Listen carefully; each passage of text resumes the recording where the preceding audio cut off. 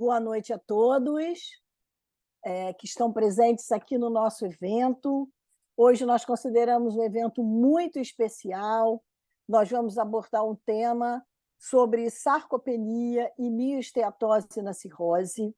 Mas antes de iniciarmos o evento, eu queria lembrar que este evento está sendo gravado e quem quiser participar, por gentileza, colocar suas perguntas, seus comentários, ou no chat, ou no Q&A, que nós tentaremos responder todas elas na medida do possível. Lembrar também que o Dr. Raimundo Paraná está em trânsito para Brasília, ele está nos ouvindo no trajeto, ele vai entrar daqui a pouco ao vivo aqui conosco, e eu tenho que anunciar sempre que é meu parceiro incondicional nesses eventos todos há quase 3 anos. Então, eu faço questão de dizer que ele está presente, está me ouvindo. E quero, então, convidar para esse evento, que nós consideramos assim um sucesso. Já houve uma participação do Rafael Lourenço, que vai moderar essa sessão hoje. Ele vai fazer perguntas, moderar.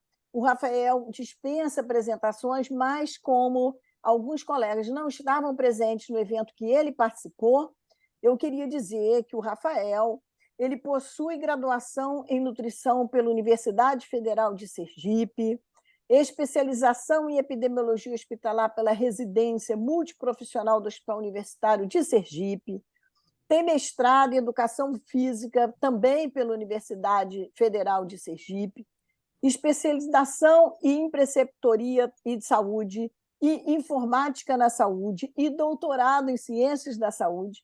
E, atualmente, ele chefia o setor de Gestão de Pesquisa e Inovação Tecnológica no Hospital Universitário de Lagarto, da Universidade Federal de Sergipe. Rafael, uma honra muito grande ter você aqui conosco. Eu pedi há 2 anos e meio, Rafael, para fazer um protocolo nessa linha de cuidado. Ele fez um desenho lindo em relação a isso, então, mais do que merecido, você está conosco aqui nesse evento. E, para nossa alegria, nós temos a doutora Liliana Sampaio da Costa Mendes, que era uma vontade muito grande que ela entrasse para a rede e que participasse do nosso evento. Eu vou deixar as apresentações para o Rafael, mas antes eu quero dirigir uma palavra a você e a sua equipe. Eu quero parabenizar, Liliana, pelo sucesso que vocês estão fazendo aí em Brasília. É um grupo maravilhoso. Eu lamento não ter podido ir na inauguração do seu serviço, mas o meu coração estava lá, você sabe disso, e é uma honra muito grande ter você na família Hepatologia DOR, como toda a sua equipe. Então, eu vou deixar a apresentação para o Rafael. A Liliana hoje é a palestrante do dia, e o Rafael, com a sua experiência, vai polemizar o assunto, e Paraná e eu, junto com os colegas que estão participando, com suas perguntas, com suas dúvidas, com suas sugestões.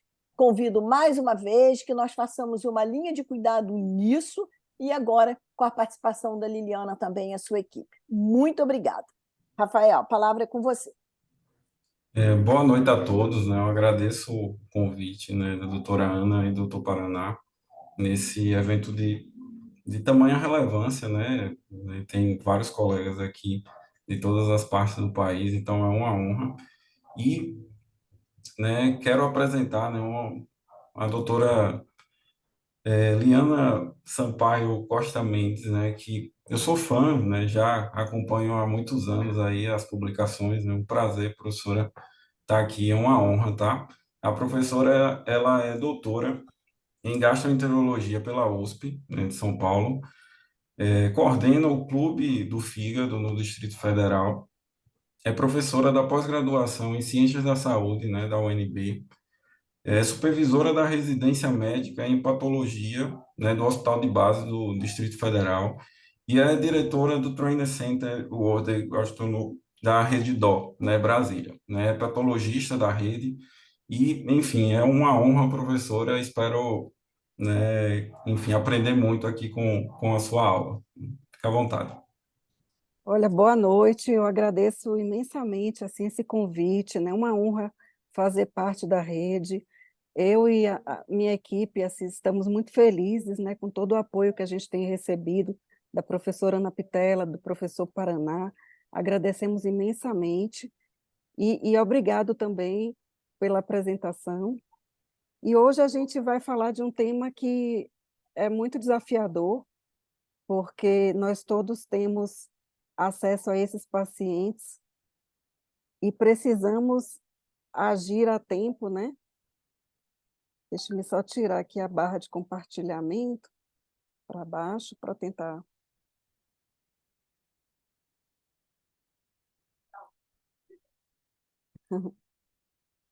Está compartilhando. O professor Paraná acabou de chegar aqui. Deixa eu colocar aqui ele. Vou virar aqui só um pouquinho, ó.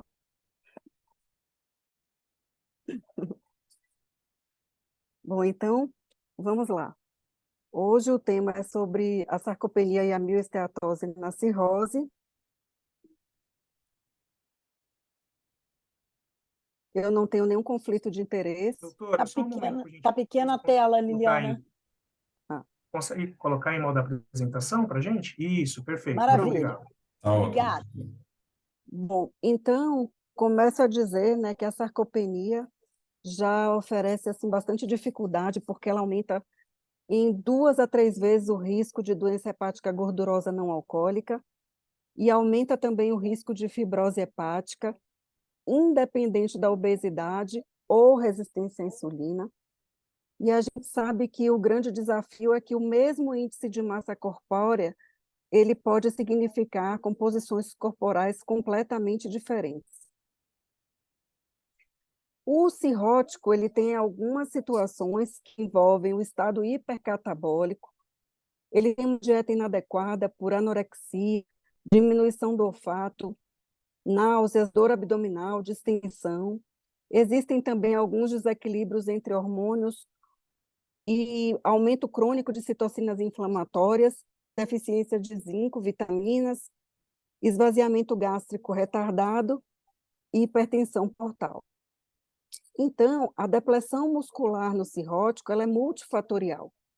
A gente sabe que a hiperamoniemia diretamente causa a depressão muscular e também estimula aqui a miostatina, que vai causar também a depressão muscular, a redução dos BCAAs também, o sedentarismo do cirrótico e o aumento do catabolismo muscular. A gente sabe que a cirrose e a sarcopenia, independente da forma como pesquisada, né, por tomografia, a nível de L3, por dinamômetro, bioimpedância, teste de caminhada, então ela oferece sempre um prognóstico mais reservado, com diminuição de qualidade muscular, qualidade de vida, aumento de mortalidade, e a gente vê que isso se mostra, né, em diversos autores já há algum tempo, a gente sabe disso, e a gente teve no Guideline Nutrition de 2018 um grande marco. Por quê? A gente sempre pesquisou a sarcopenia no cirrótico com índice de massa corpórea baixo. E pela primeira vez se chamou a atenção para a obesidade sarcopênica, aonde a gente deveria acessar em todo paciente que tivesse com IMC aumentado mais que 30, o risco de sarcopenia também. Então, no cirrótico, que tem o IMC abaixo de 18,5 e ele está sob alto risco, a gente vai detalhar o risco nutricional dele através de várias ferramentas. A gente tem o acessamento global subjetivo, tem o Royal Free, que eu vou mostrar mais um pouquinho. E se esse paciente tem desnutrição, ele vai ser tratado, ele vai ser orientado, vai ser pesquisada a sarcopenia, e essa sarcopenia já vai ser pesquisada também diretamente a nível de, preferencialmente, a tomografia a nível de L3. E a gente pode considerar também a DEXA ou a BIA no paciente que tem ascite. Trouxe aqui essa ferramenta do Royal Free traduzida para o português, e do lado sempre o cálculo, só para a gente entender quando um nutricionista vê um score de risco nutricional do nosso paciente. Então, se esse paciente tem um score, o IMC, de menos de 16, ele já ganha um score de 3. E acima de 2, esse score já é considerado um score de alto risco. Aquele paciente que perdeu uma perda de peso não planejada em percentual de 10%, nos últimos 3 a 6 meses, também já ganha um score de alto risco. Um paciente que tem uma doença aguda importante, ele já ganha também um score mais avançado. O próprio estresse psicológico já ganha um score de 1, então só para o paciente ter uma doença ou um estresse psicológico, ele já ganha um moderado risco nutricional, e a idade também, que vai agregando risco a depender da idade do paciente.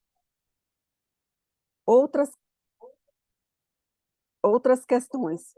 É aquele paciente que tem um percentual de dieta reduzida nos últimos 5 dias, ele também vai pontuar conforme o percentual de redução, os sintomas gastrointestinais. E notem que não é difícil o paciente cirrótico estar sob um risco pelo menos moderado nutricional. Se o paciente tiver acamado, o risco também é bastante importante, e com limitação da mobilidade, ele já tem também um score de alto risco. A gente sabe que a desnutrição, ela se associa com encefalopatia hepática e menor sobrevida. O paciente descompensado da cirrose, ele vai ter desnutrição, e o desnutrido também vai descompensar mais a cirrose, e tudo isso vai levar a mais infecção, né? E essa sarcopenia também vem direto ou indiretamente ligado a uma redução da mortalidade global.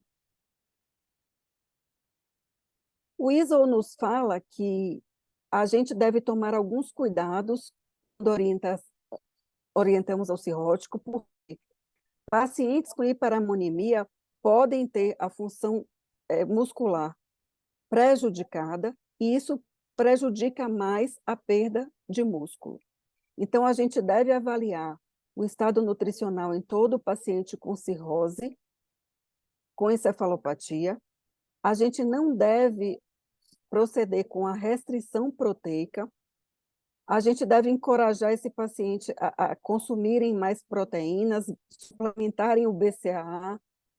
Preferimos sempre a dieta oral para que a gente possa ter um benefício maior, né, em relação a menos catabolismo desse paciente.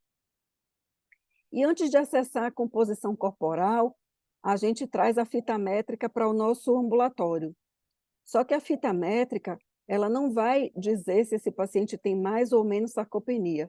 Isso vai atribuir um risco mais relacionado à síndrome metabólica. Medir a circunferência da cintura deve fazer parte de qualquer avaliação de saúde, e a gente sabe que o peso seco a gente deve descontar, né, em relação à ascite. Então, se aquele paciente que tem uma ascite leve, a gente desconta 5% do peso, uma ascite moderada, 10%, e uma ascite mais importante, 15%.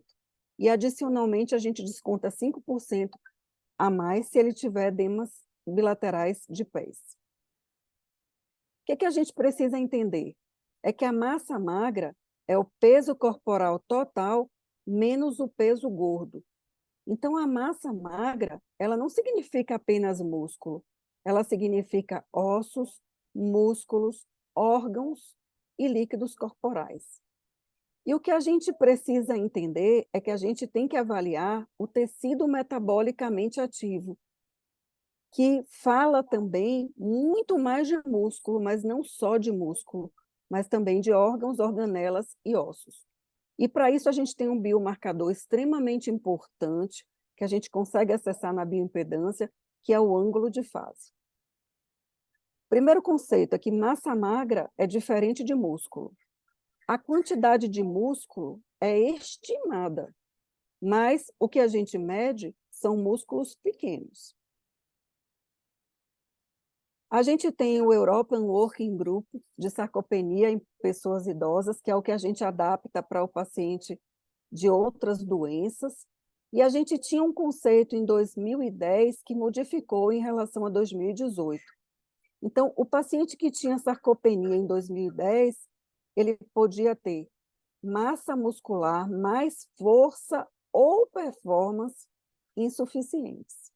Em 2018, o performance saiu do conceito de sarcopenia. E a gente tem como conceito a quantidade muscular deficiente e força insuficiente. Mas quando o paciente tem, além de sarcopenia, a performance ruim, isso é graduado hoje como sarcopenia intensa.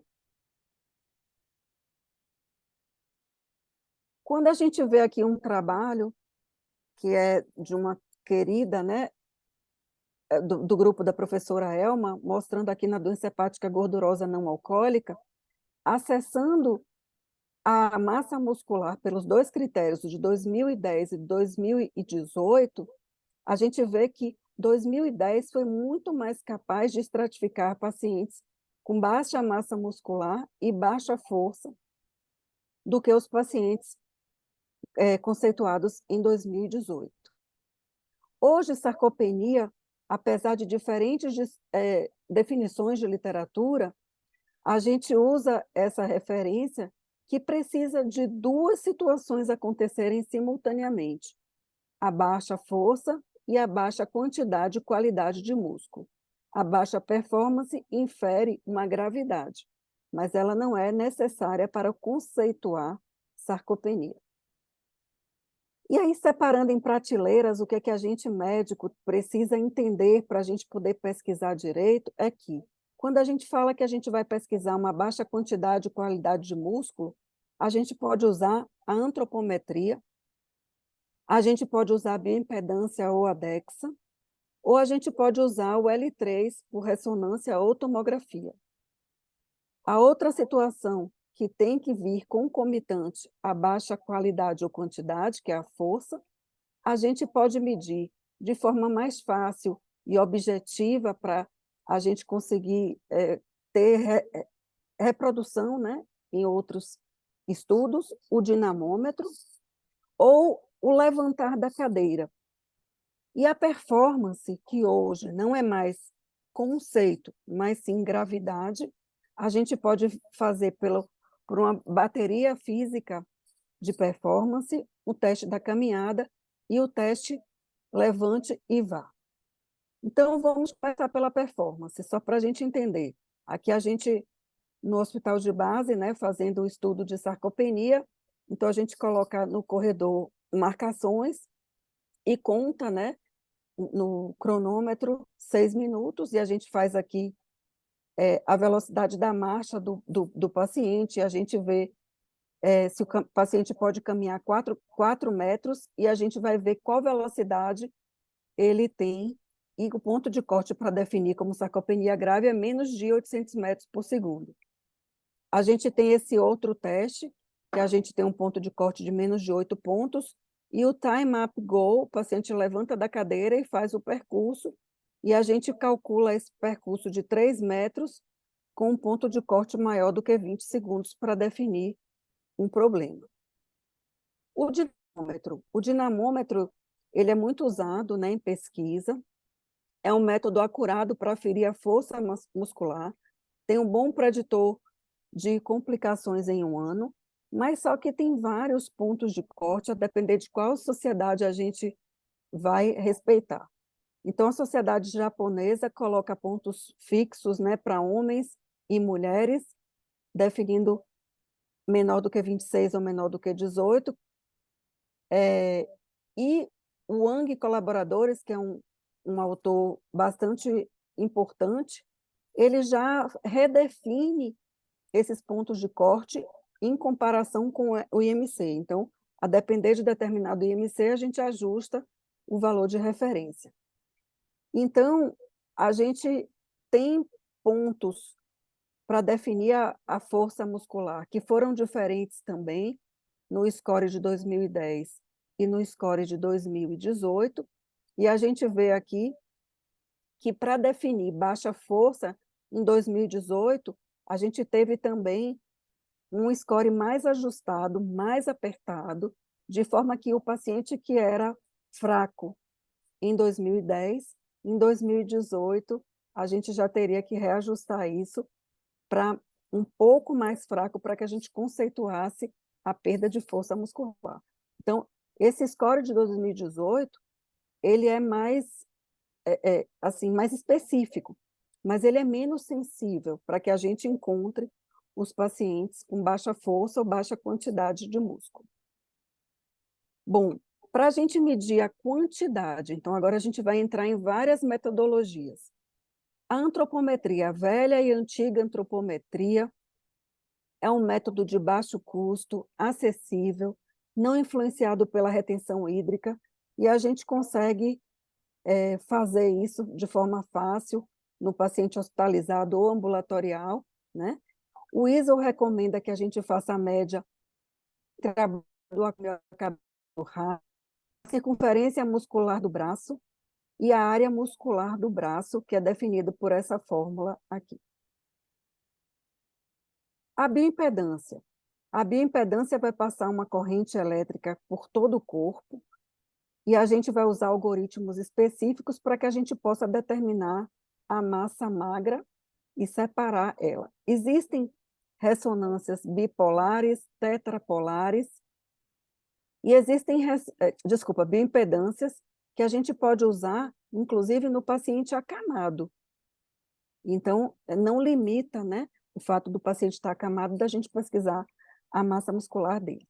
De forma que a gente vê massa magra, massa muscular, percentual de gordura, subcutânea e visceral, a hidratação corporal e a massa óssea. Os fundamentos da bioimpedância são que a gente assume uma hidratação constante de 73%, então, para a gente achar a massa gorda, a gente vai assumir essa hidratação, e a depender das correntes elétricas que a gente vai usar, né, a gente vai conseguir ver a água extracelular e a intracelular, que nas correntes elétricas de baixa frequência a gente não consegue avaliar, mas na de alta frequência, que penetra totalmente nas células, a gente vai ver a água corporal total. E os aparelhos multifrequenciais são mais precisos para medir também a água corporal total, a intra e a extracelular. A bioimpedância tem alguns problemas a resolver, ela não combina muito com edemas. Nosso cirrótico frequentemente tem ascite, tem edema de membros inferiores. E quanto mais água existe no extracelular, já que a bioimpedância está medindo a água extracelular, ela vai interpretar que aquilo não é gordura, então é massa magra. Então vai dar uma falsa impressão que esse paciente tem massa magra quando ele tem mais água no terceiro espaço. O biomarcador ângulo de fase, ele vai dizer o tecido metabolicamente ativo que tem na massa magra. Então, indiretamente, ele vai falar sobre músculo. E a bioimpedância consegue trazer o ângulo de fase, e a gente precisa de um ângulo de fase de pelo menos 6,5 para a gente ter um ângulo de fase bom, e o nosso cirrótico frequentemente está na linha vermelha, com um ângulo de fase baixo, porque ele tem a sarcopenia. Então, quando a gente encontrar na bioimpedância um ângulo de fase baixo, a gente vai inferir que esse paciente tem uma baixa massa muscular. A bioimpedância elétrica, ela tem baixo custo, elas são portáteis, a gente pode levar para qualquer lugar, a gente pode usar também em pacientes acamados, como eu falei, na tetrapolar. Os resultados, eles são prejudicados na presença de ascite ou qualquer edema e alterações hemodinâmicas. Vamos passar para outro método que a gente também vai ver quantidade e qualidade de músculo, que é o DEXA. Ele vai separar massa gorda e massa livre de gordura, e a gente vai ter algumas coisas que atrapalham, como um tamanho corporal. Quanto mais o paciente tem um tamanho maior, ele vai ter uma maior massa muscular estimada. E o ajuste sobre como a gente vai redimensionar isso para diferentes populações continua sendo um desafio na prática clínica, sobretudo em pesquisa. E contra é uma radiação, o custo, a logística, a gente também atrapalha se tiver ascite, se tiver edema, e se a gente quiser, a longo prazo, seguir o nosso paciente, a gente não vai conseguir ficar fazendo uma DEX a cada 3 meses, por exemplo. Uma bioimpedância é muito mais factível e não tem o poder da radiação.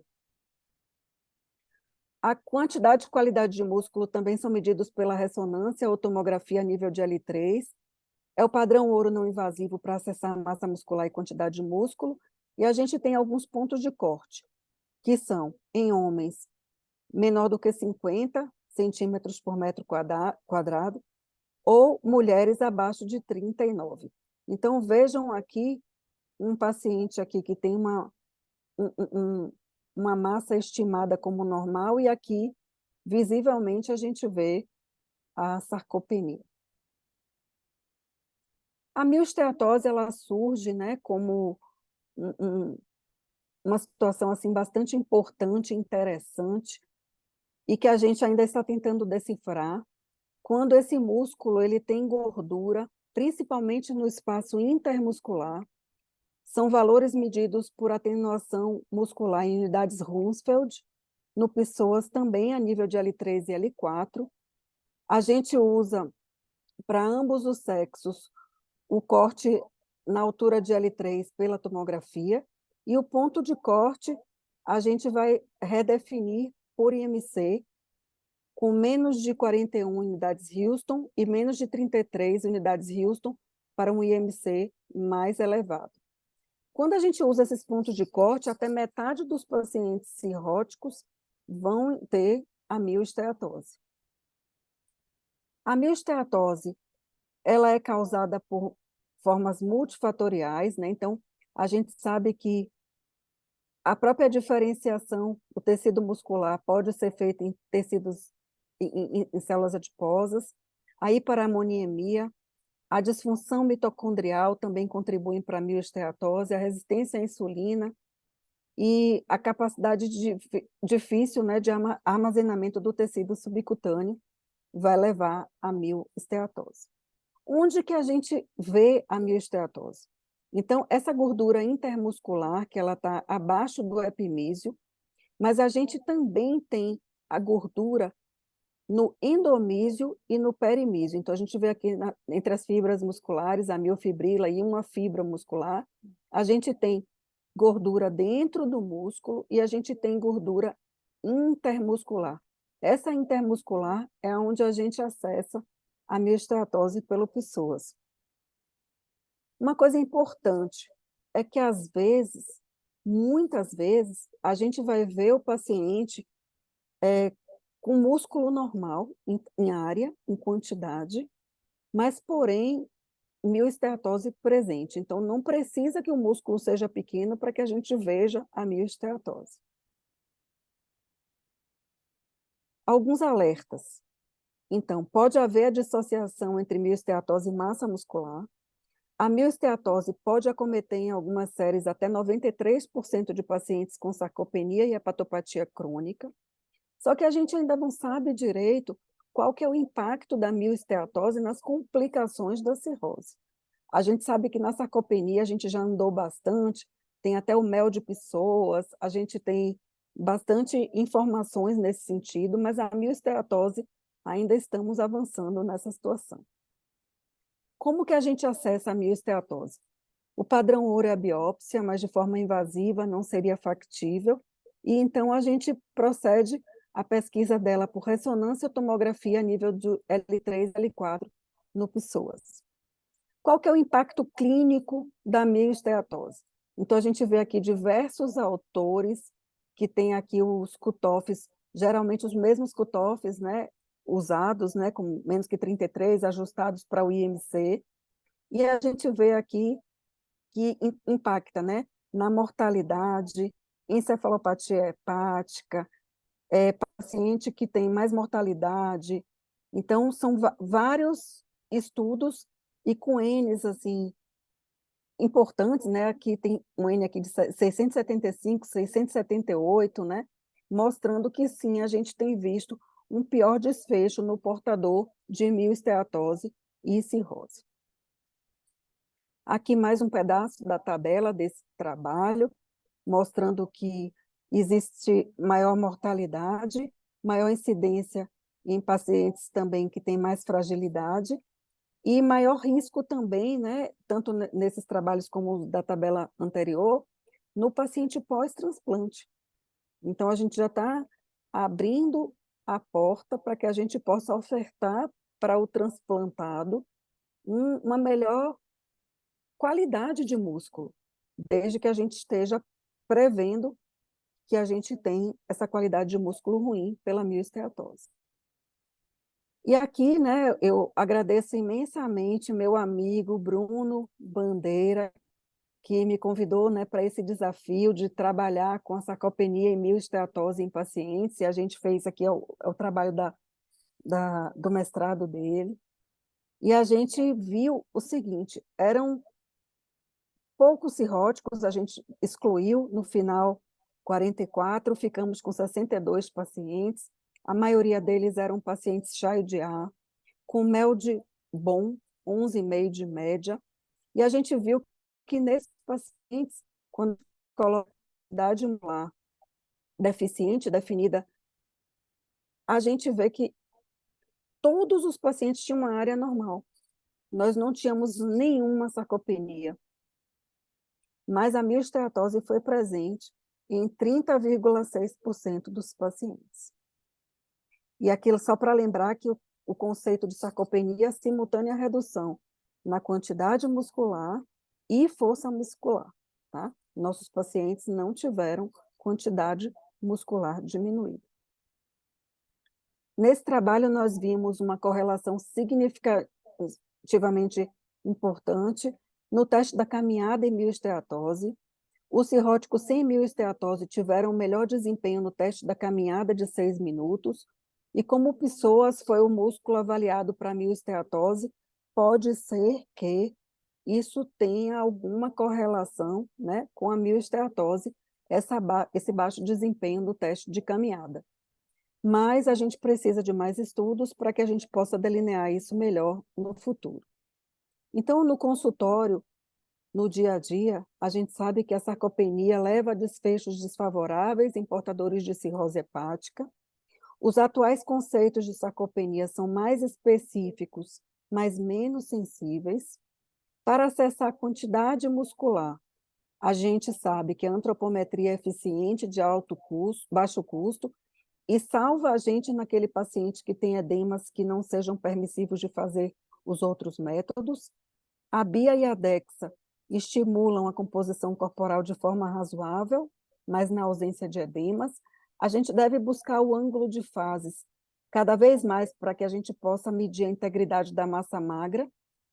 E os cirróticos com necessidade de tomografia ou ressonância, por qualquer motivo, a gente pode acessar retrospectivamente essa medida do PSOAS em L3 e L4.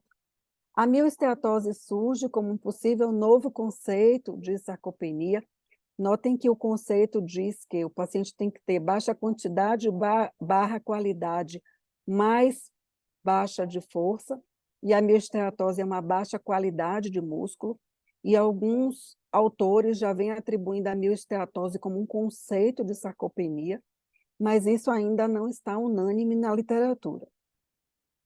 E agradeço aqui ao time parceiro, né, de pesquisa, que fizemos essa pesquisa de mioesteatose, e me coloco à disposição a qualquer discussão.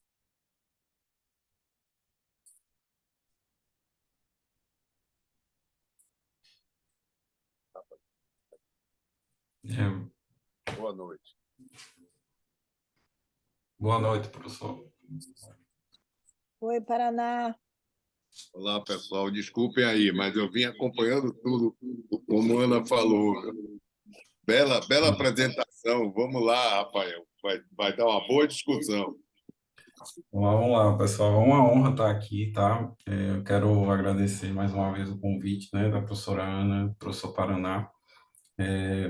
Quero destacar aqui, enfim, minha profunda admiração e respeito, né, pela professora Liliana.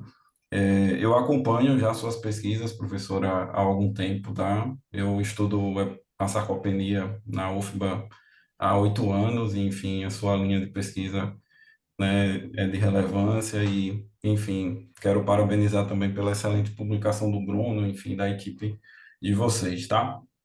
E- Esse tema, enfim, é muito discutido também na, na parte nutricional, né? Hoje, esse diagnóstico aí, né, que a senhora explicou super bem, enfim, a gente já vê, enfim, como uma sarcopenia secundária, né, onde tem um aumento, né, do catabolismo dos indivíduos, né, por conta da doença hepática, e esses indivíduos reduzem muito a ingestão alimentar, né, isso de forma fisiológica tem alguns mecanismos como inibição, né, da via de mTOR, que sintetiza, né, essa massa muscular, professora. Mas, assim, eu sempre fiquei impactado, assim, eu cheguei na UFBA, lá no Hospital das Clínicas, né, o professor era o coordenador, a gente tinha uma discussão mútua, enfim, integrada, que, enfim, me fez, né, aprender muito, né, nas discussões, professor. E a gente observava, né, o impacto sobre a mortalidade, a piora clínica, né, desses pacientes que a gente chamava naquele momento de desnutridos. Né? Eles são desnutridos, o edema mascara, né, a ascite mascara. Mas a gente observava, né, um prognóstico ruim, né? Eu lembro, foi marcante, um paciente de 22 anos, ele chegou lá com a colangite, né, enfim, e pela idade, né, pelos critérios, ele foi para a lista de transplante, né, foi para o topo da lista, professora. E ele, né, quando ele chegou lá, já estava com um estado nutricional bem debilitado e, infelizmente, né, o transplante foi fútil e ele veio a óbito bem jovem. E aquilo me fez despertar, né, enfim, vamos estudar, né, e desde 2015 a gente vem estudando isso, né, professor? Então, eu queria, né, perguntar à senhora, né, qual a opinião, enfim, da senhora com relação ao diagnóstico da sarcopenia e da mioesteatose, talvez seja um critério também para a nossa lista de transplante, né? Em alguns países eles utilizam é um critério importante, mas, enfim, eu queria saber, claro, no contexto, né, da nossa fila de transplante, mas eu queria saber a opinião da senhora. Então, eu acho que a gente vai precisar entender melhor, né, o impacto da mioesteatose, para que a gente possa dar algum tipo de orientação futura em relação à lista. Em relação ao mel de pessoas, já houve, né, essa situação. Mas diante da escassez de órgãos que a gente tem, e hoje a gente vai ter que estudar melhor qual paciente se beneficiar, porque o ponto de corte, porque assim, na grande maioria, todos vão cursar com algum grau de sarcopenia. Acho que conforme a gente vai estudando mais, a gente vai percebendo que a gente é que não enxergava.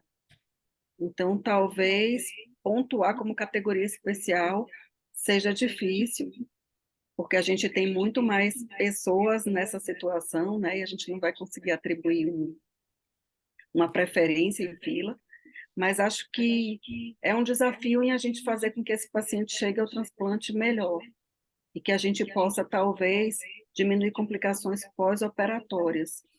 E se a gente descobrisse que a sarcopenia é antecedida pela mioesteatose, pode ser que a gente consiga intervir antes do músculo estar pequeno. Porque hoje a gente só enxerga aquilo, que o músculo tem que estar pequeno, né? Mas a qualidade já aparece ali como uma possibilidade também. Eu queria só fazer uma complementação aqui.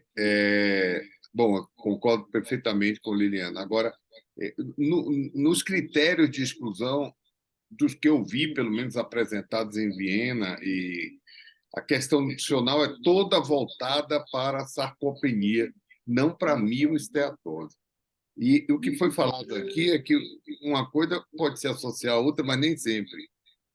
E uma questão da sua tese, Rafael, que foi mortalidade em Covid, que a gente estava pensando na sarcopenia e acabou acertando na miosteatose, né? E como o risco relativo é maior do que a sarcopenia, né?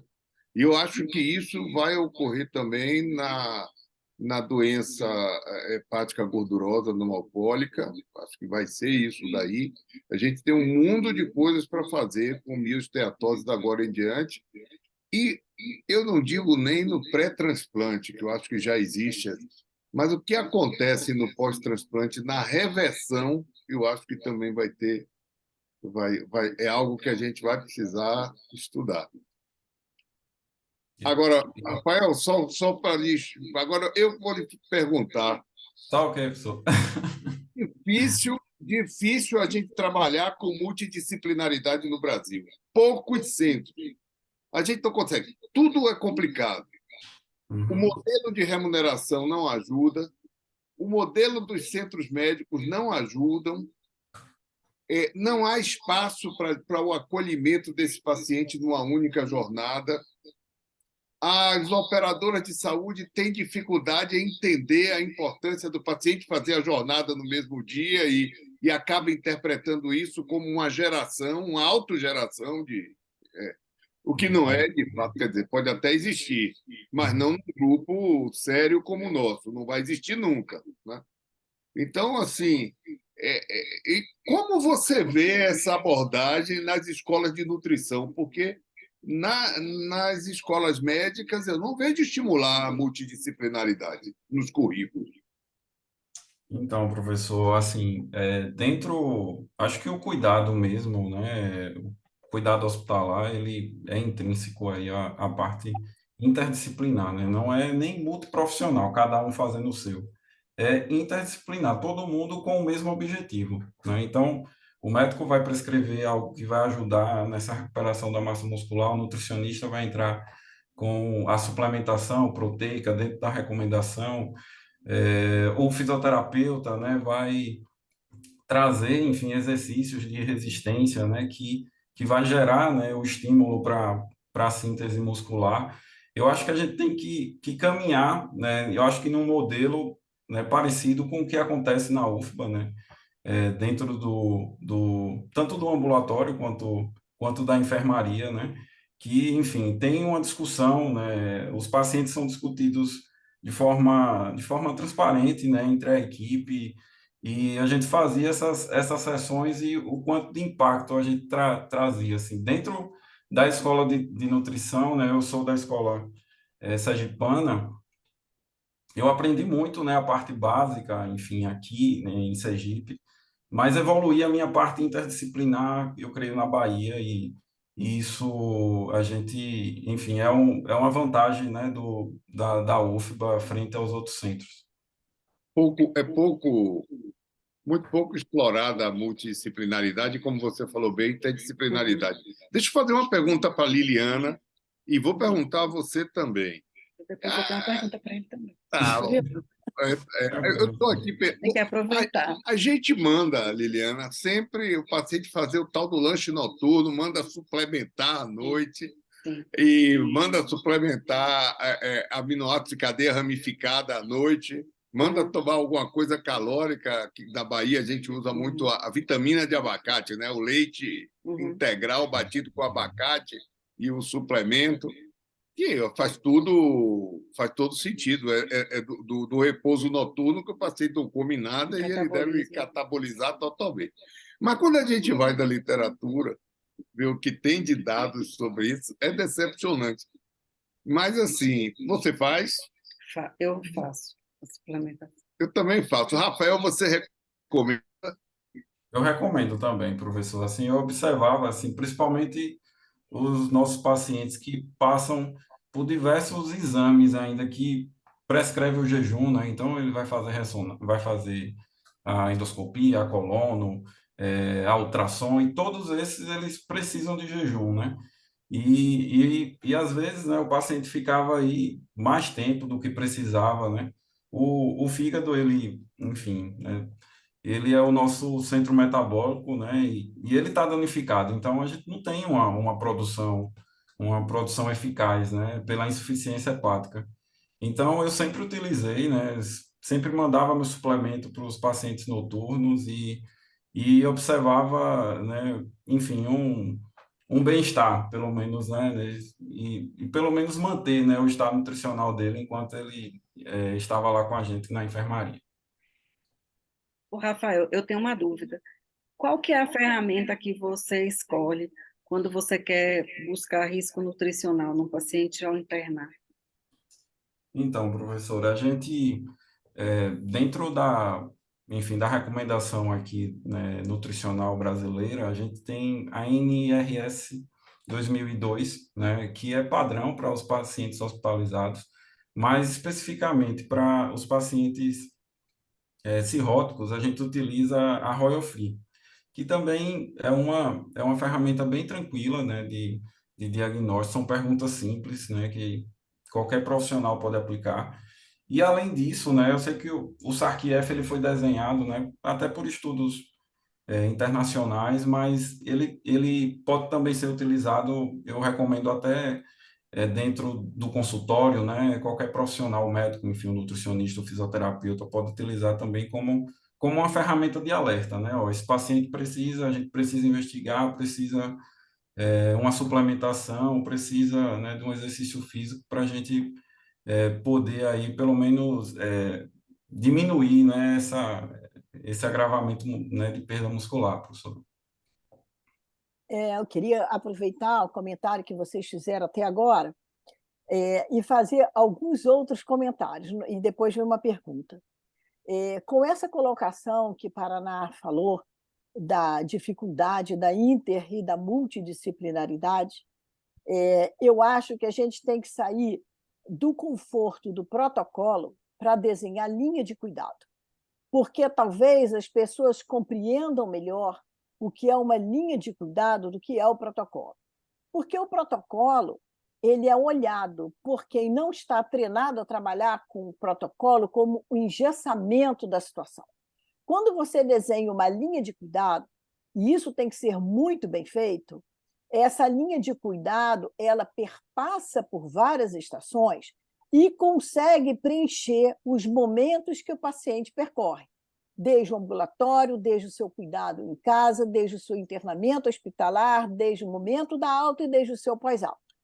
Essa é a única forma que eu consigo entender para você poder fazer um desenho legal multidisciplinar. Eu parto daí.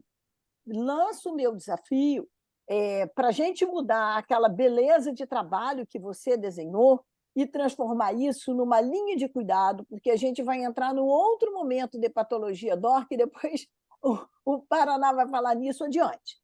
Um outro problema é que a gente tem várias ferramentas, como Liliana mostrou, e são muitas opções.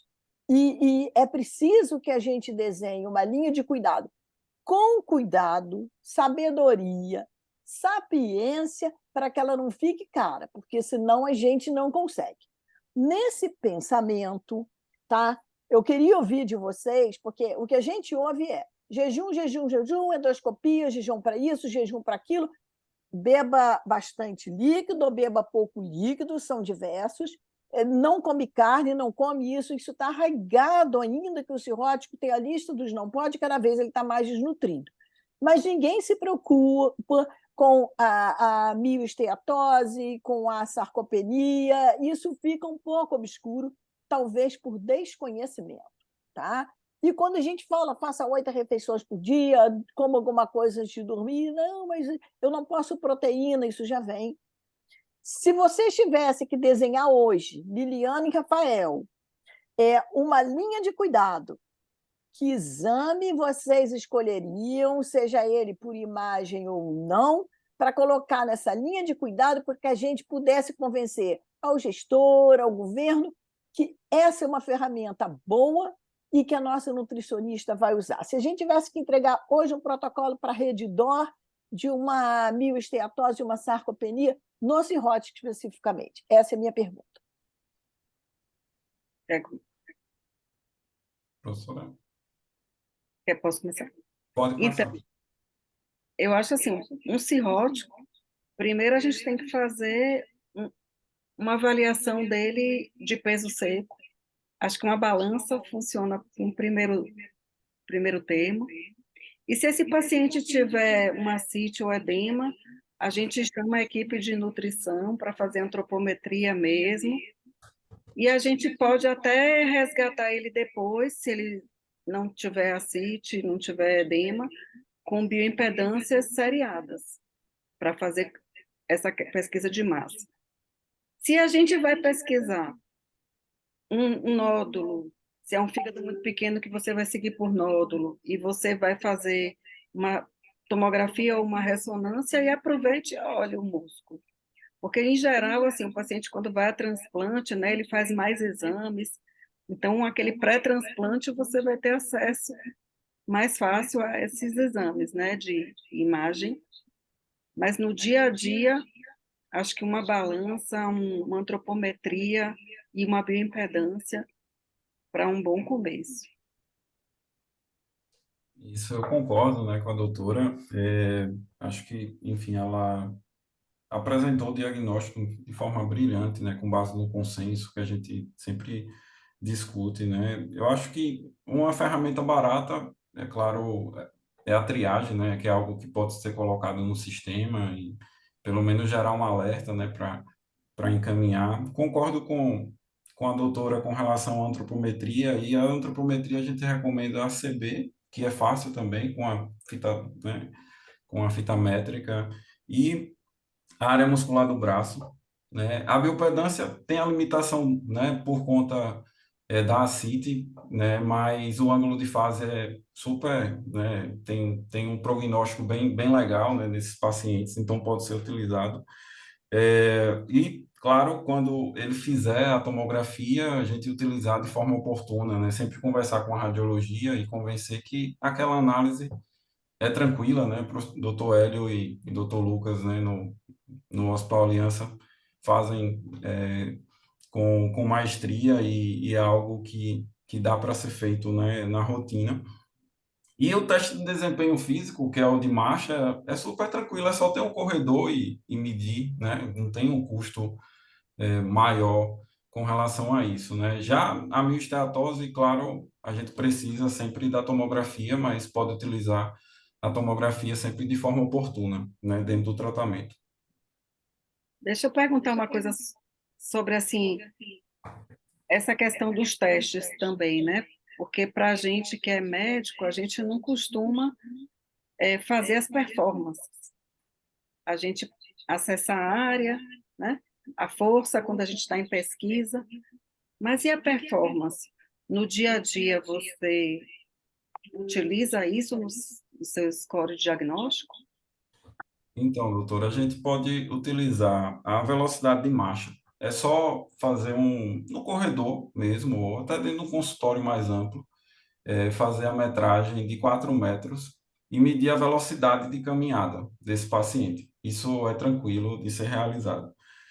O DUSG, a gente é um pouco mais complexo, você precisa de uma cadeira, de um cronômetro, né? O paciente você dispara quando ele levanta, ele percorre 3 metros, volta para a cadeira e senta. Então, se ele fizer esse movimento em 20 segundos, a performance dele tá ok, né? Se ele passar dos 20 segundos, tá alterado. Então, são exames, né? Eu sei que dá um trabalho, sim, mas qualquer profissional de saúde, né, pode ser treinado, enfim, por uma equipe né, por exemplo, o enfermeiro do ambulatório pode aplicar antes da consulta e você já tem acesso a essa informação, né, já, né, no prontuário do paciente. E é algo que não gera um custo, enfim, adicional. É só o tempo mesmo da avaliação. E, em relação ao ângulo de fase, né? Eu aprendi nessas andanças, assim, muito com vocês também, né? Uhum. Sobre a valorização disso. E, assim, é uma coisa tão simples, mas por que que os exames de bioimpedância que a gente pega não vem o ângulo de fase? A gente tem que pedir. Isso, professora. Isso, o ângulo de fase, ela é mais comum no ambiente acadêmico, né? E quando é uma biopedância mais avançada, tetravalente, enfim, sempre vem, mas é uma medida que dá para ser feita, até na mais simples. Então, é algo, né? Depois eu passo para a senhora, tem um cálculozinho que a gente, com as medidas básicas, consegue inferir também o ângulo também, tá? O resultado. Isso. Mas, enfim, é um marcador também importante. Tem uma pergunta no chat Isso. sobre reposição vitamínica e de ômega 3. Qual é a importância? Eu estou entendendo que não é a reposição vitamínica do paciente que tem hipovitaminose. Geralmente é a vitamina D. O paciente hepatopata tem deficiência de vitamina D, mas também não precisa botar a vitamina D acima de 40, não faz sentido nenhum, não previne nada.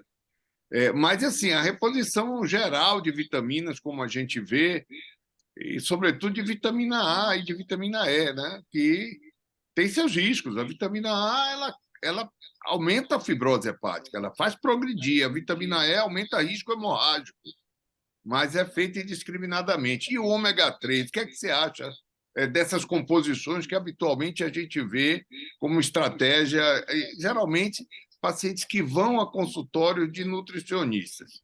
Eles saem com essas orientações. O que é que você acha?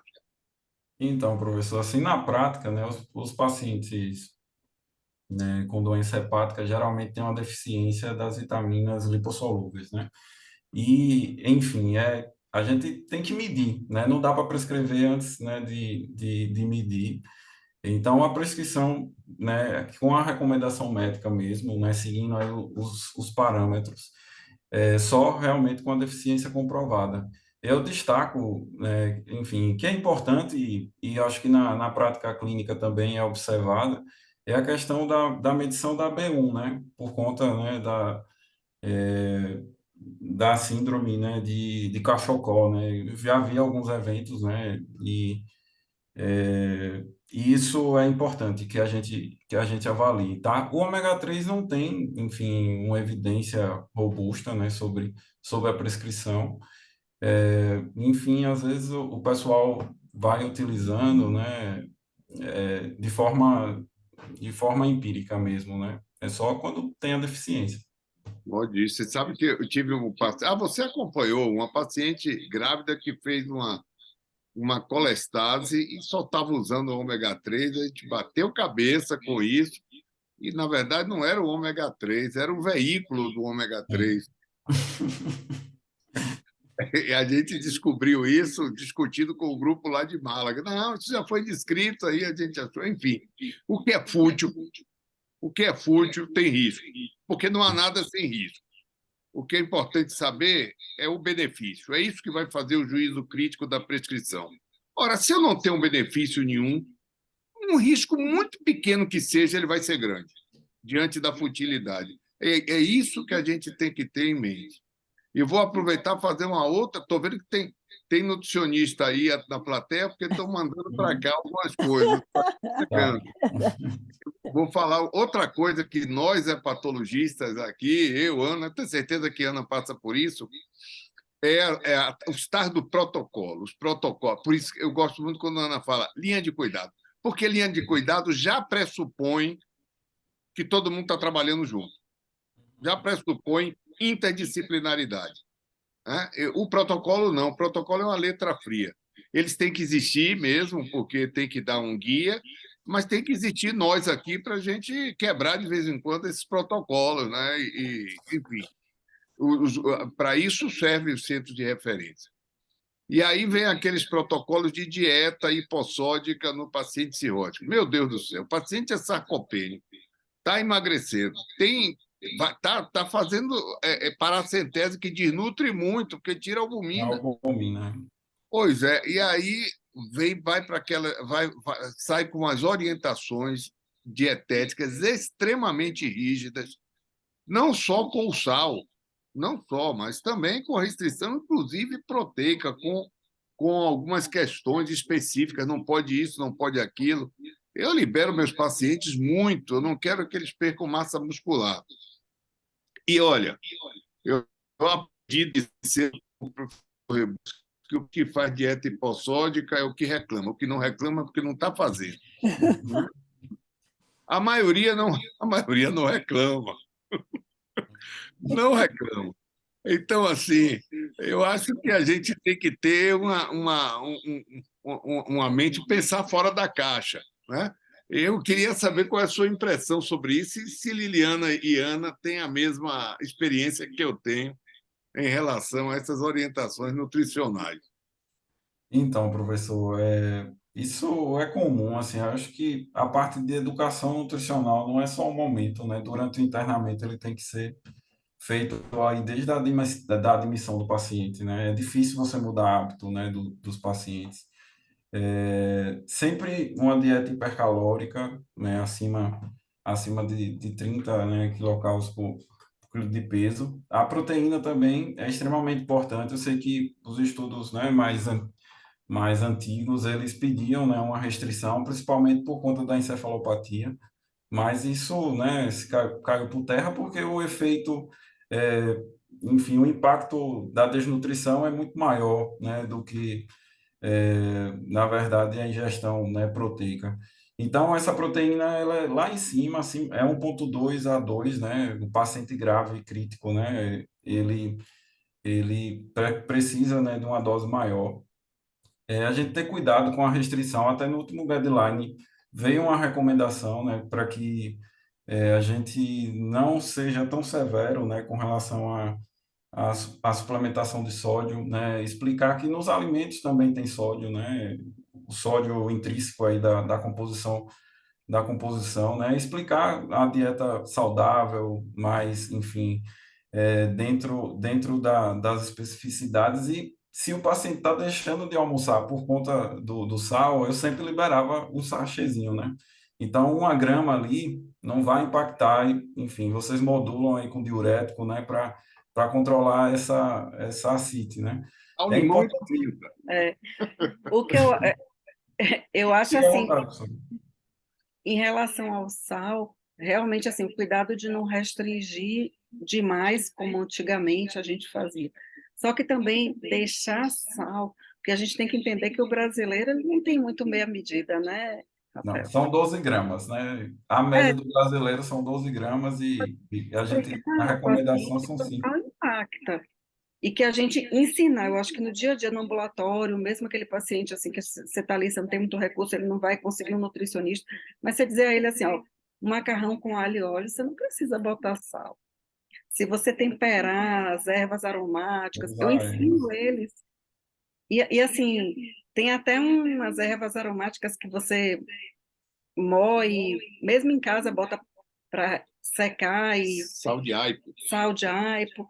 Então, assim, isso engana e faz com que o controle seja melhor. Agora, tirar todos o sal da dieta, a suplementação, não, mas assim, acho que a gente tem que pedir para que eles realmente. Aquele paciente que está indo toda semana para fazer paracentese, quando a gente dá uma melhorada no estilo de alimentação dele, ele dá uma espaçada maior. E você, Ana, como é você aí? Eu tenho muita preocupação, muita, porque eu acho que as pessoas são muito rigorosas, né, na maioria, nessas dietas e não têm um fundamento, nem um embasamento que defendam esses preceitos. Começa por aí. Segundo, isso vem sempre acompanhado de uma receita enorme, de um monte de medicamento, alguns até ok, e outros que não fazem o menor sentido, que são extremamente preocupantes. Então, são inúmeras receitas, eu fico muito desconfortável e os pacientes me conhecem pelo olhar, entendeu? Eu paro de sorrir e firmo o olhar. Eles já sabem, então não é para fazer. Eu acho que uma forma da gente poder trabalhar melhor isso, Paraná, é acelerando o hepatox, sabe? O projeto hepatox, ele precisa tomar um gás, porque quando está evidência, isso contra fatos, contra argumentos e fatos, a gente sabe que o fato vai prevalecer. Então, eu acho que não adianta falar, eu acho que a gente tem que provar. Porque, na verdade, quando vem com uma lesão aguda de mucosa, quando vem uma hemorragia digestiva, quando vem com diarreias inexplicáveis, a complicação, nós assumimos, né? E então é preciso que a gente combata isso, eu concordo plenamente. Não é todo mundo, não todos, mas parece que tem uma forma de indústria por trás disso que não me agrada muito. E quando você defende esse embasamento, Eu não encontro muito rebate científico para poder contra-argumentar. Esse é o meu sentimento. Agora, quando vocês falam das vitaminas, eu incluiria o magnésio, que muitas vezes esses pacientes têm magnésio baixo. E uma outra coisa que me preocupa é que essas restrições levam a hiponatremia significativas, a crescida da hiponatremia que o cirrótico já tem, com aumento do edema cerebral como um confundidor para a encefalopatia. Só quem não está acostumado a ver doente não consegue fazer esse diagnóstico diferencial. E o doente continua sem sal, sem sal, sem sal. Eu falo, olha aqui, quer saber de uma coisa? Come e não me conta, ponto. E os doentes são felizes, entende? Porque é a única forma que você encontra para poder combater essas regras que muitas vezes... Isso me lembra, eu já passo de 40 anos de formada, né? Me lembro na época da úlcera, sabe, Paraná, você lembra disso? Você não pode, não pode, não pode. Eu digo para os doentes, então pergunto o que você pode. A pessoa fica gaga e não consegue defender. É por aí o caminho. Então, eu acho que a gente tem que ter cuidado, porque é muito fácil você traçar uma dieta muito rigorosa, o difícil é equilibrar o seu doente do ponto de vista metabólico, nutricional, e aí fica complicado, porque você leva um doente muito mais grave para o transplante. Eu queria acrescentar, quando vocês responderam sobre o acompanhamento e a bioimpedância, enfim, todos os métodos, eu acho que o método mais simples, como vocês defenderam, que eu amei quando vocês... Eu entendi até que posso entrar na linha de cuidado, sabe, Rafael? É aquele que você pode comparar evolutivamente e dizer que você está melhor. Eu entendo a carona da tomografia, eu entendo tudo isso, dá para a gente fazer, mas ele não serve como segmento para dentro do que a gente está falando, né? Então, eu acho que os métodos mais simples permitem o follow-up e fazer esse acompanhamento de uma, assim, mais uniforme. Mas eu entendo que tem métodos muito melhores, mas não são aqueles que a gente pode disponibilizar com tanta tranquilidade. Era isso. Tem uma pergunta aí do whey protein. Eu acho que eu vi. Sim, no alcoolismo, a sarcopenia é consequência da lesão hepática ou ocorre independentemente? Acho que é a pergunta. Eu vou, a do whey, eu acho que a professora fica com a segunda. Sobre o whey, pessoal, ele, enfim, é uma proteína que é importante, né, dentro, talvez, enfim, do tratamento nutricional também. A gente só tem que ter um cuidado, né, enfim, com a procedência, né, a questão dos suplementos, né, alguns podem haver, né, algum tipo de contaminação, então sempre escolher marcas aí de renome no mercado, enfim, que segue, né, os princípios, né, de segurança. E com relação à dose ideal, vai depender muito da prescrição nutricional, porque isso é um complemento, né? A gente sempre encaixa dentro da necessidade do paciente a dose de proteína, né? O suplemento é para ser a mais, né? Não ser parte, né? Então, é só quando eu não consigo via alimento, né? O paciente não está aceitando bem a dieta, que, enfim, a gente usa, né, essa ferramenta que é a suplementação. E, enfim, é mais ou menos esse meu entendimento e o que eu defendo. Eu vou aproveitar aqui duas coisas em relação a qualquer suplementação. Lembre-se do aumento da filtração glomerular, a hiperfiltração glomerular com esse suplemento. A gente está falando do rim de um paciente cirrótico. Então, tem essa questão. Então, a questão da procedência da quantidade. Segundo, 20%, isso foi um estudo feito em São Paulo com 111 suplementos. 20% tinha contaminação de medicamentosa, que incluía vários metais, que incluía também anabolizantes. Esteroides. Dentro, esteroides, anabolizantes. Estavam no conteúdo, não estavam no rótulo. A gente sabe que isso no mundo todo ocorre. Então, a gente tem que pensar com muita calma quando a gente vê esses pacientes usando o whey protein ou qualquer outra suplementação proteica, porque está muito modista e eu me assusto muito com isso. E assim, não tem um padrão de prescrição, né? Tudo é feito meio assim, o indivíduo achou, ele fez.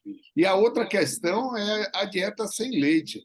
Há colegas seus e também há médicos que tiram todo o leite. O leite é uma fonte proteica excelente, cálcio. Esse paciente tem cãibra. Ana já falou, ele De precisa alto de valor cálcio. biológico, é o O cálcio. leite é fonte de cálcio, é fonte proteica.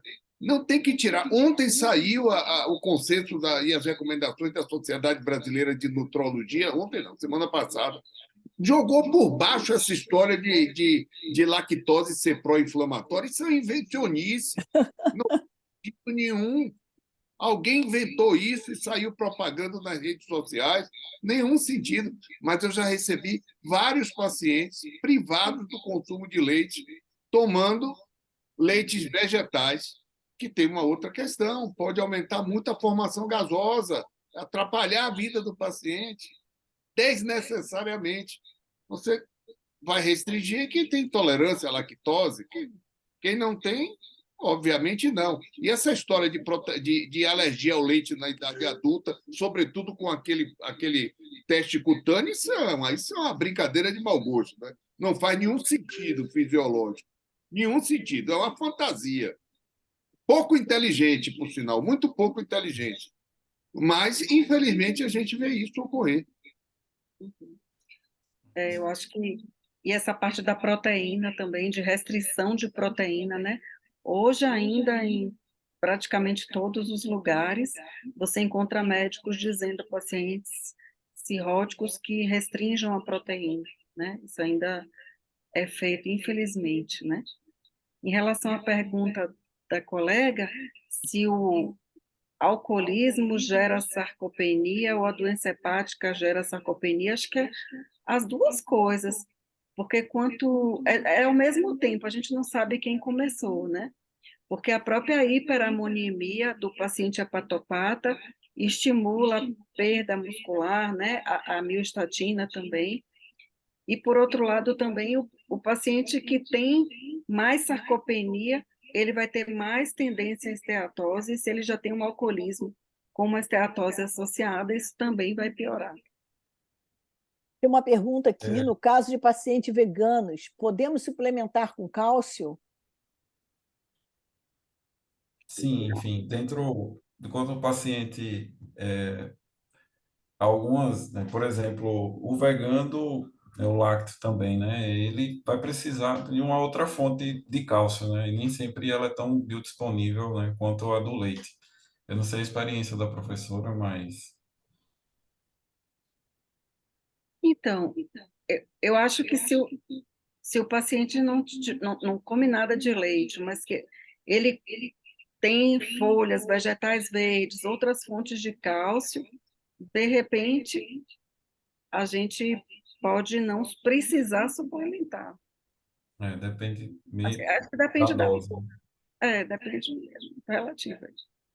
Uma questão, professora, é que, enfim, nosso grupo teve dificuldade, na verdade, né, para fechar os valores de cortes, né, tanto para miesteatose quanto para um diagnóstico de sarcopenia, né. Na literatura, a gente tem um consenso europeu, né, que ele tem um foco aí no envelhecimento e, enfim, alguns estudos, né, do Hepatology fecha diagnóstico de sarcopenia apenas com a tomografia, né, sem os outros testes.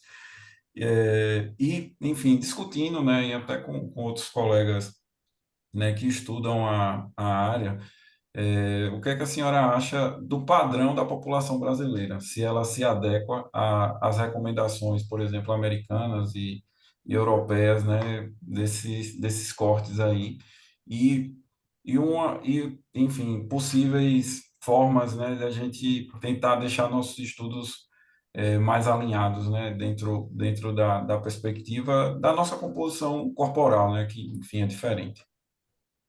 Então, Rafael, acho que é sempre um desafio, né? Que a gente que faz pesquisa nessa linha, a gente vive buscando como que a gente vai alinhar tudo, e geralmente a gente acaba aproveitando situações de outras populações, como idosos, por exemplo, que tem esse consenso aí de 2018, que é o que está mais validado na literatura, mas ele não foi feito para cirrótico. E a gente não sabe como a gente vai ajustar isso. A mioesteatose mais difícil ainda, porque eu acho que, assim, por enquanto, né, a maioria das fontes que eu li de mioesteatose, elas estão levando em conta o mesmo critério de 33 e 41 unidades Houston. Mas a gente não sabe se isso deve ser adaptado por IMC, por doença, né? Mas é o que está mais validado. A gente segue 39 e 50 para sarcopenia, na medida da área, e a gente segue o 41 e 33 da unidades Houston para miosteatose. Isso, doutora. É assim, O hand grip ainda é pior sim, ainda para a gente ajustar, porque sim. aí a literatura é muito controversa. É muito diversa, né? E, E, enfim, a e aí, gente... o conceito, tem autor que coloca a miosteatose como sarcopenia. A Uhum. primeira vez que o Bruno escreveu esse artigo que a gente mandou, o artigo voltou justamente por causa dessa confusão. Aí a gente falou, não, separa, vamos escrever como miostatose como sarcopenia, não, deixa a miostatose só miostatose, sarcopenia, porque é muito confuso quando você coloca a qualidade de músculo como conceito de sarcopenia. Uhum. Isso foi uma discussão, né, professor, né, estava também, né, na minha qualificação e a gente, para enviar também os papers para as revistas, a gente separou também os conceitos, né, de sarcopenia e de mioesteatose e destacou, né, a questão da mioesteatose, né, com relação... Foi engraçado, assim, eu entrei no doutorado, professora, eu sempre fui, né, gosto, né, dos pacientes cirróticos, né, e fiquei, enfim, muito tempo lá na UFBA, tanto como professor quanto, né, como nutricionista da área. E por conta da pandemia eu tive que mudar, né, professor, a minha população, né? Eu ia fazer todo o meu estudo com foco no transplante, né, tanto avaliando a miosteatose e a sarcopenia, né, no pré e no pós-transplante. E, enfim, eu entrei em 2020 e estourou a pandemia, né? Então não teve, foi muito difícil, né, a linha de o transplante, né, durante a pandemia. E aí a gente mudou para o Covid, que é a realidade, né? E dentro desses parâmetros, até a literatura coloca, né, uma equivalência, né? Eu acho que é importante falar, uma equivalência entre a sensibilidade, né, do diagnóstico por L3 e L4 relacionado com o T12. Mostrou, enfim, às vezes o paciente, por exemplo, o paciente com Covid, ele só vai ter a tomografia de tórax, né? Ele não vai chegar até a região abdominal, né, para a gente ver L3 e L4. E mostrou uma boa sensibilidade. Então, a gente usou esse corte e avaliou em 270 pacientes. Enfim, espero, a gente mandou, né, para as revistas, espero que saiam assim as publicações e a gente compartilha com vocês. Vai ser um prazer.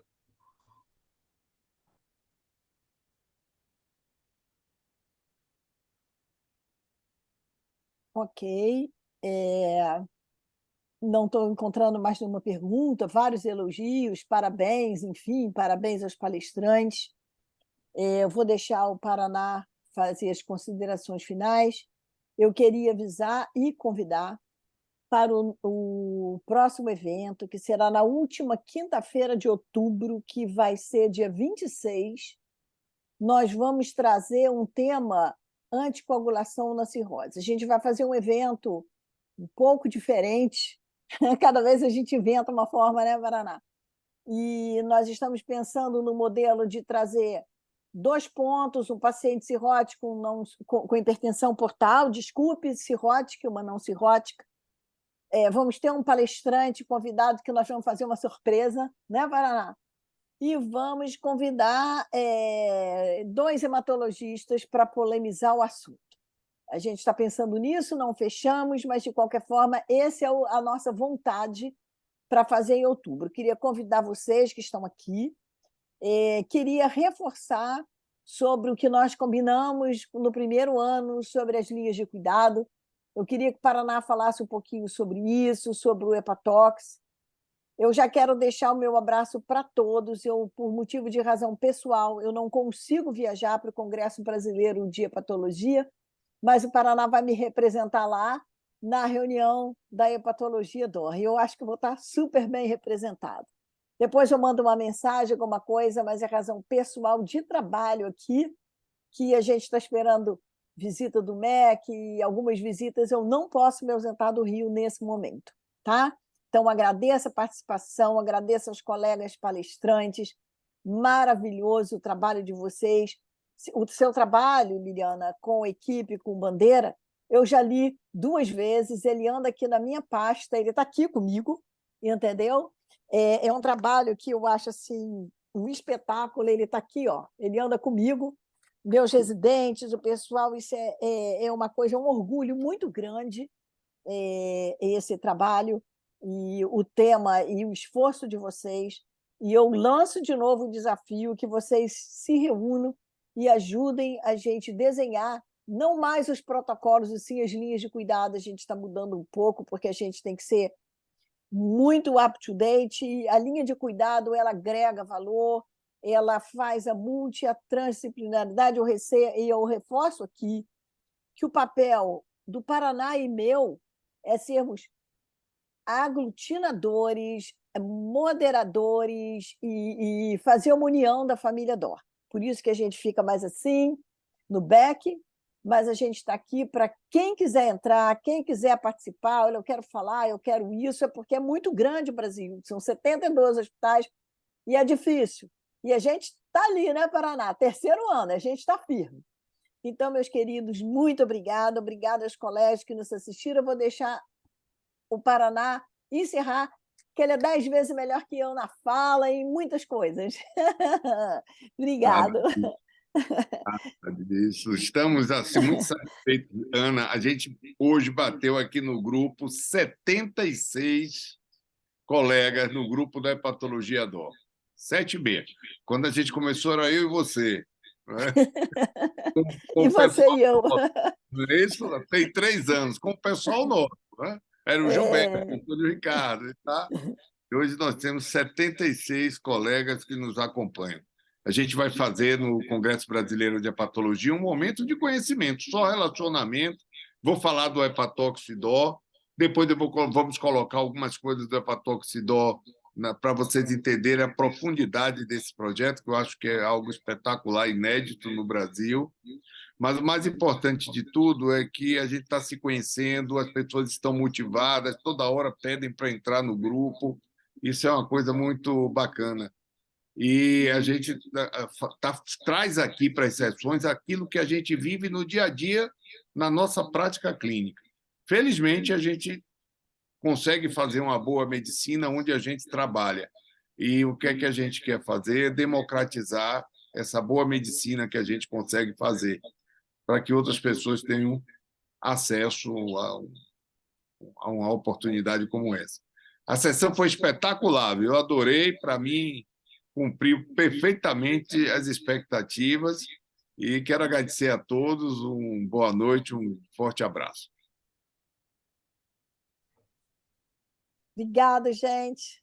Um abraço, pessoal. Obrigada, equipe de TI, que nos apoia sempre. Danilo, hoje. Cauã, muito obrigado. Cauê, obrigada, Cauê, que está aí hoje. Cauê. Muito obrigada, gente. Obrigada.